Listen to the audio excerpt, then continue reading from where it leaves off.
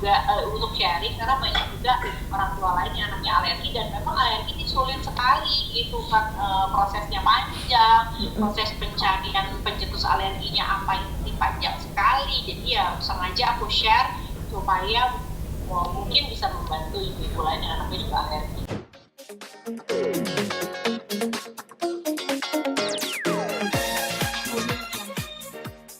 Itu garuk-garuk terus ketawa nangis-nangis. Oh iya, El, masih terang. Masih Tidur. terang. Oke.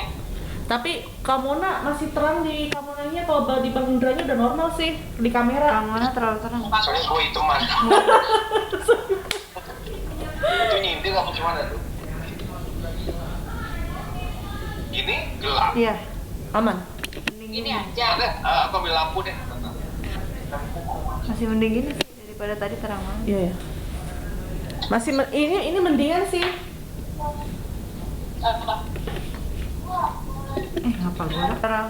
Oke, Bang, Kamona bisa diceritakan untuk si baby ini bisa terkena penyakit merah itu awalnya dari mana sih ceritanya? Awalnya gimana ceritanya?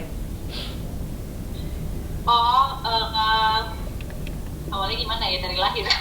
Sebenarnya memang turunan sih. Jadi ini tuh alergi, sebenarnya rumah tuh alergi. Kalau alergi itu kan penyakitnya penyakit keturunan ya, memang diturunkan dari salah satu keluarga atau dua-duanya. Kebetulan di keluarga aku dua-duanya, dari ibuku juga ada alergi, dari Indra ada alergi. Sebenarnya rumah nih buat kita tuh nggak terlalu parah. Yang parah itu Nala waktu itu. Nala tuh mukanya tuh sampai bernanah, gitu, terus basah, kayak nggak ada kulitnya gitu tuh dulu. Karena kan penyakit alergi ini bukan hal yang mudah, jadi betul-betul mesti dicari penyebab alerginya apa.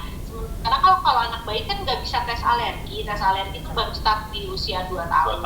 Ya. Jadi kita cari sendiri manual gitu, kira-kira apa ya yang menyebabkan alergi. Alergi itu kan banyak, yang standar sih sebenarnya dari seafood, telur, sama susu dan turunannya. Cuma kan karena Numa masih ASI full, jadi akunya nih yang diet. Sekarang aku nggak makan yang tadi disebut itu. Tapi kan selain itu bisa juga alergi deterjen, bisa juga alergi kosmetik bayi, bisa juga alergi air, mungkin airnya juga kurang bagus, bahkan bisa udara, juga alergi udara, bisa alergi keringetnya sendiri. Alergi itu kan banyak banget dan kita mesti cari satu persatu, dan belum tentu ketemu solusinya. Kalau alerginya sama keringetnya sendiri gimana kan susah gitu. Bisa alergi dingin, bisa dan alergi alerginya panas, nggak bisa cuma 1 atau 2, itu bahkan ada beberapa. Sebanyak alergi. Jadi betul-betul mesti dicari. Sebenarnya aku sengaja posting itu karena banyak mitos-mitos kan, misalnya dijilat aja Mbak pakai air liur sendiri kalau pagi-pagi gitu kan. Ya, pas belum sikat gigi. Nah kalau lukanya terbuka kan Infeksi. takutnya kalau udah hati-hati nggak bersih-bersih itu bisa infeksi gitu. Itu misalnya kasih aja ini Mbak, misalnya singkong yang digerus terus dimaskerin di muka anaknya. Nah kebetulan kalau Nala dulu alergi sama semua makanan, buah-buahan, tumbuh-tumbuhan yang bergetah. Bahkan cabai. Jadi iya, yang bergetah tuh alergi. Jadi kebayang nggak kalau mulai dimaskerin singkong kan ada getahnya. Nah justru bukan memperbaiki malah memperburuk. Jadi tergantung alerginya apa. Satu anak dengan anak lainnya tuh solusinya bisa jadi berbeda-beda. Jadi ini sebenarnya aku posting karena banyak juga untuk sharing, karena banyak juga orang tua lain yang anaknya alergi dan memang alergi ini sulit sekali gitu kan, prosesnya panjang, proses pencarian pencetus alerginya apa ini panjang sekali. Jadi ya sengaja aku share supaya mungkin bisa membantu ibu-ibu lain yang anaknya juga alergi. Dan ternyata banyak sekali orang-orang yang masih ngikutin mitos seperti kebanyakan dicium tuh, terus kalau pakai ASI diolesin ASI, ada yang diolesin ASI, ada yang bilang itu karena setelah nenen terus nggak dibersihin kayak gitu. Jadi memang banyak lah yang menyebar di masyarakat mengenai kondisi kayak rumah ini. Tapi sudah dikonsultasikan ke dokter, sudah diperiksa belum ke dokter Kak? Udah. Kemarin kan Numa kan memang vaksinnya rutin ya, jadi sekalian vaksin biasanya sekalian konsultasi ke dokter. Kemarin juga waktu bayi dia sempat cradle crab tuh semacam bengkak di kepala bayi itu. Nah itu dari situ dokternya juga memang udah nebak biasanya nanti kelanjutannya alergi nih gitu. Terus ada jerawat bayinya juga, itu juga dikonsultasikan ke dokter. Jadi ya memang kan ya karena ke dokternya rutin, jadi ya kita konsultasikannya rutin. Tapi malah memang dokter juga dulu pernah waktu dia mengenal kasih referensi untuk sharing ke ibu-ibu yang anaknya pernah alergi, karena dari situlah kira-kira kita bisa belajar untuk gimana nih tracing untuk tahu anaknya tuh alerginya apa, karena ini kan memang butuh waktu, butuh kesabaran untuk tahu satu persatu nih sebenarnya anaknya alerginya apa. Ini udah berapa lama jatuhnya nih Kak? Sekarang 3 bulan. Berapa lama alerginya? Iya. Usianya apa alerginya? Alerginya. Kalau alerginya sih baru 2 bulanan ini. Dari umur sebulan tuh udah mulai kelihatan, tapi nggak separah ini. Parahnya banget tuh mungkin sekitar 3-4 hari belakangan. Oh iya, ini memang ada pencetusnya gitu. Kalau yang di-share ke IG kita itu memang ada pencetusnya gitu yang membuat dia menjadi meradang si alerginya. Jadi kan alergi ini nggak mudah ya. Belakangan aku memang menghindari seafood. Tapi menghindari seafood tuh sebenarnya nggak sesederhana itu. Misalnya nggak boleh makan cumi gitu misalnya ya.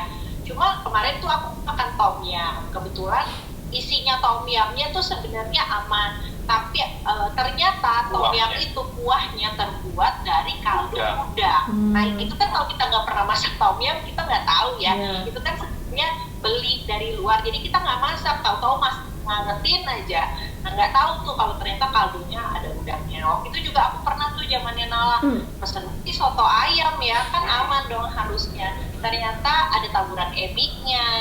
Ternyata ya macam-macam lah, bisa aja di dalam makanan itu kalau kita nggak tahu ada ada yang pencetus alerginya anak. Jadi memang urusan alergi ini nggak mudah sih. Nala itu malah lebih parah lagi ya, seperti tadi yang kita cerita, selain sampai sekarang pun dia itu nggak pernah tuh makan yang turunannya dari telur, susu, keju. Jadi Nala umur 8 tahun tuh kalau misalnya salah makan masih bentol. Iya, bentol. Kalau dulu bentolnya sebadan, kalau sekarang udah mendingan bentolnya cuma semuka, jadi bisa bentol. Jadi dia kalau acara ulang tahun dia nggak pernah tuh ngerasain rasanya seperti apa, terus si es krim kayak apa, terus permen itu juga dia permen coklat dia nggak makan. Jadi dia tahu banget gitu kalau makanan itu membuat dia jadi alerginya tahu. Oke, kalau untuk kondisi rumah sendiri seperti apa nih Kak, Bang, untuk sekarang ini? Mungkin jadi agak lebih rewel kah atau bagaimana? Iya, gatel ya. Jadi kalau rewel sih pasti agak lebih rewel. Kita kan sebenarnya juga nggak tahu ya rewelnya tuh namanya juga baik ya. Karena apa kita juga nggak tahu. Tapi gerakan tangannya tuh memang gerakan menuju ke menggaruk. Jadi kepala itu agak luka-luka dan berdarah-berdarah karena kalau kita meleng dikit dia garuk gitu. Jadi ya cuma kalau pipinya kemarin tuh basah kan, pipinya tuh basah. Kalau sekarang udah kering jadi kasar tapi masih merah banget, masih meradang. Dikasih salep dokter juga, terus juga sekarang nah itu dia yang sulit juga, ganti-ganti sabun, ganti-ganti lotion, cari yang mana yang paling cocok sama kulitnya. Itu juga perjalanannya cukup panjang. Nala juga begitu. Nah walaupun Nala udah pernah, sabun yang dipakai Nala belum itu cocok dipakai sama Numa. Jadi memang alergi ini rumit banget. Kita juga cari sabun, dan sabunnya kan nggak gampang ya, sabun alergi ini gitu. Kita carinya juga nggak gampang.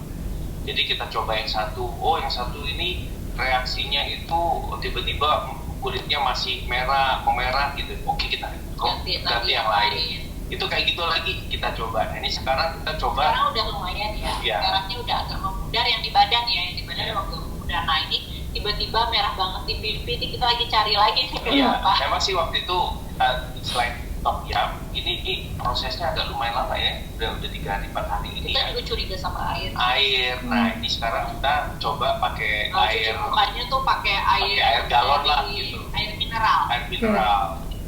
Kita coba. Kita minum air minum kita itu sekarang cuci mukanya pakai itu. Jadi lagi dicoba-coba aja gimana solusinya. Oke. Tapi Kak, Bang, walaupun ini kan alergi turunan kan, sempat pada saat timbul alergi di rumah ada rasa kekhawatiran yang berlebih nggak sih? Enggak sih, karena kita udah pengalaman. Tapi dia jadi kekhawatirannya nggak berlebihan kayak kemarin waktu Nala, Indra tuh khawatir banget, takutnya bekasnya tuh sampai gede. Iya, aduh ngeri banget deh. Itu sampai bopeng-bopeng ya waktu itu ya. Kita ke dokter dan kita sampai ke dokter ya. Kita pernah sampai dokter di Singapura. Iya, kita sampai ke Singapura kita konsultasiin dan semua dokter saya bilangnya, wah it's okay, katanya ini lebih bagus. Jadi alergi kulit ini adalah alergi teringan. Di antara alergi yang lain. Jadi ada yang nyerangnya ke saluran pernapasan, bikin sesek, asma, kayak gitu itu lebih berbahaya sih. Nah, ini kalau alergi kulit ini alerginya walaupun kayaknya serem gitu, tapi alerginya kan menurut dokter di Singapura waktu itu tuh alergi ringan. Jadi ya sabar-sabar aja, ya udah. Nala toh terbukti begitu gede kulitnya juga baik-baik aja, apalagi kita tahu ya alerginya apa. Semakin kecil kan anak-anak juga daya tahan tubuhnya semakin bagus, jadi alerginya semakin berkurang. Nah makanya yang rumah ini kita sih nggak terlalu khawatir kayak waktu dulu Nala ya, jadi ya agak santai aja. Makanya aku lebih sering sharing supaya ibu-ibu lain juga bisa lebih tenang lah ngadepinnya. Dulu kita dibilang nggak bisa ngurus anak. Masih sayang tuh. Sekarang ya? Oh iya. Itu gimana tanggapannya tuh Bang? Netizen ngomong, tanggapannya gimana tuh netizen ngomong kayak begitu? Macam-macam sih, macam-macam ada yang ngasih saran. Sebenarnya 80% tuh justru mereka ikut sharing akhirnya bahwa anaknya juga mengalami yang sama. Mereka share apa yang mereka lakukan. Terus mereka kadang ada juga yang ngasih solusi, ngasih semangat, ada juga yang ngasih referensi gitu, banyak banget. Tapi sebagian kecil adalah yang sulit gitu, anak mau nggak diurusin ya, terus aduh kasihan amat kulitnya body perfect kayak gitu, diapain kayak mbak, ke dokter kayak mbak, padahal sebenarnya sih semua udah dilakukan sih. Oke. Kak, selain tadi terhadap ibunya kan menjaga makanan, terus udah gitu cuci mukanya pakai air galon gitu, bentuk proteksi ke Numa sendiri itu seperti apa? Maksudnya gimana? Bentuk proteksi ke Numanya, misalkan kayak mungkin Numanya jadi kayak diawasin untuk nggak jadi garuk-garuk sendiri atau bagaimana gitu? Ya sekarang sih memang kalau tidur itu kan masih kita bedok ya, memang kita bedok. Terus supaya dia nggak garuk-garuk juga ke mukanya. Iya, kalau siang kayak gini biasanya kita kasih sarung tangan, gitu supaya dia nggak garuk nggak garuk mukanya. Ya udah ambil gimana? Apa? Ya udah. Handphone. Charger handphone. Susah. Tutup dulu tinggal udah sebentar mau kalah.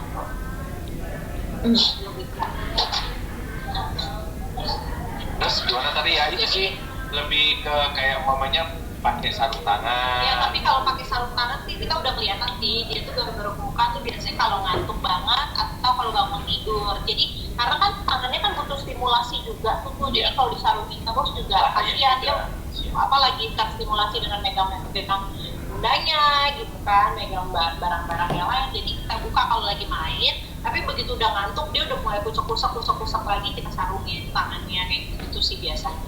Oke, sip. Bang Indra, Kamora, makasih atas waktunya ya dan informasinya. Iya, sama-sama, thank you. Ya. Salam buatnya. Ya, oke, thank you Bang.